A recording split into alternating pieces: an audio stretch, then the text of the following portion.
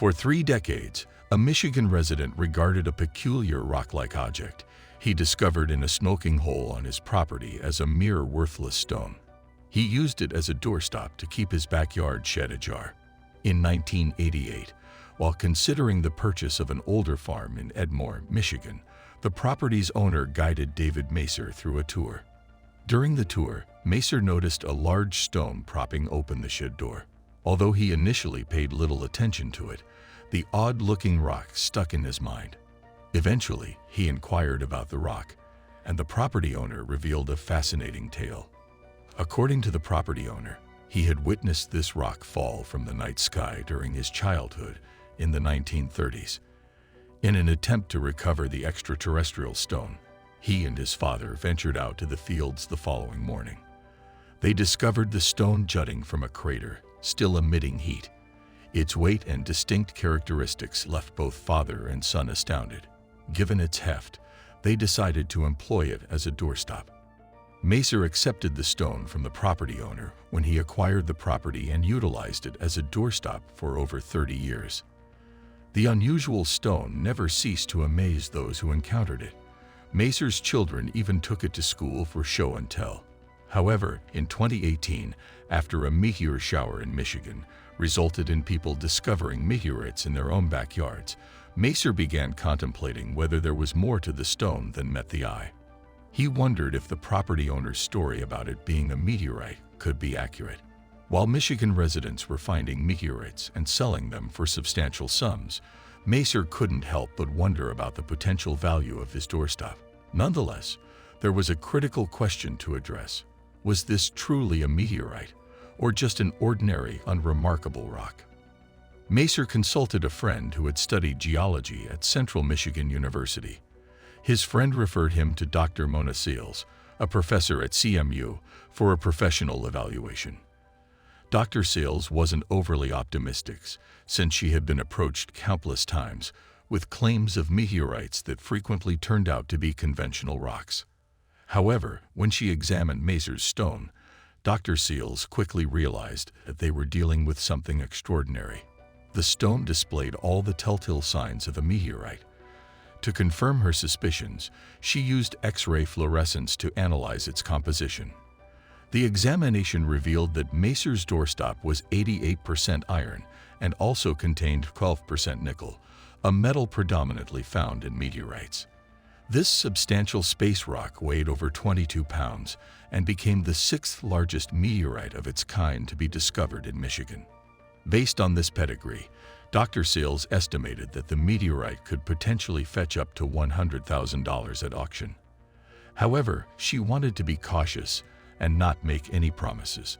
To further validate the meteorite's authenticity, she sliced a portion of it and sent it to the Smithsonian for additional analysis.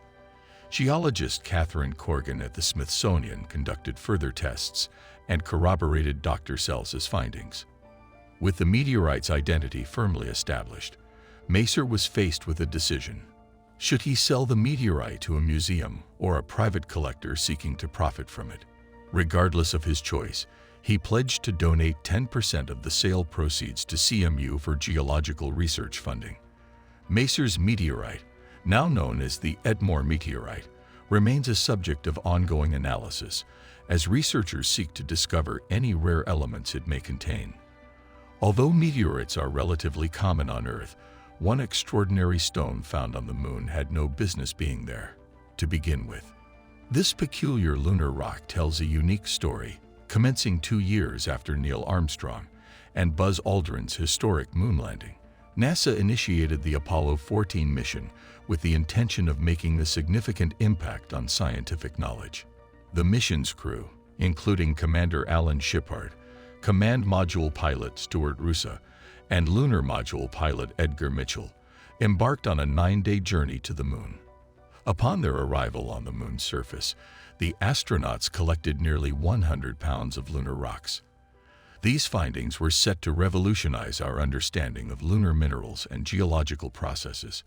However, the real breakthrough would occur years later, unbeknownst to the Apollo 14 crew. Decades later, a perplexing discovery emerged among the hundreds of moon rocks collected by the Apollo 14 mission. This particular rock appeared to be completely out of place on the Moon, a realization that didn't surface until NASA lent the rock to Curtin University in Australia in 2018. Professor Alexander Nin, leading the examination, made a startling observation about this lunar sample. In a 1.8-gram lunar sample from the Apollo 14 mission, scientists discovered an extraordinary anomaly. It contained granite, a mineral rare on the Moon, but common on Earth, along with quartz and zircon, with terrestrial characteristics. This peculiar rock was believed to have formed on Earth and somehow made its way to the Moon. Professor Alexander Nin and his team theorized that this rock's journey began 4 billion years ago, when Earth, still in its early stages, experienced frequent asteroid impacts, launching Earth fragments toward the Moon, which was closer at the time. This asteroid catapult theory provided a plausible explanation for the presence of earthly material on the Moon. Dr. David Kring of the University Space Research Association called this discovery extraordinary, shedding light on early Earth and the cosmic events that molded our planet. Coincidentally, astronaut Gordon Cooper, similar in role to Apollo 14's Stuart Roosa, had a secret discovery from space. In 1959, NASA invited Cooper to join the Mercury project, where he conducted a solo mission in 1963, studying the effects of zero gravity and secretly searching for Soviet nuclear bases. Cooper detected numerous anomalies in the Caribbean, suggesting shipwrecks on old trading routes frequented by Spanish ships. Unfortunately, he couldn't further investigate these findings. Suffering from Parkinson's and nearing the end of his life, Cooper entrusted his friend, Darrell Miklos, with the map and coordinates of these anomalies.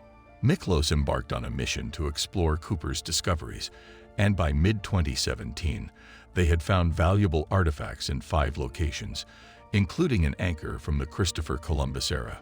Although the future of their exploration remained uncertain, it was clear that Gordon Cooper's secret discoveries were finally being brought to light. Thanks for watching. Never forget to like, comment, and share the video. And remember to subscribe to the channel and press the bell icon for regular updates.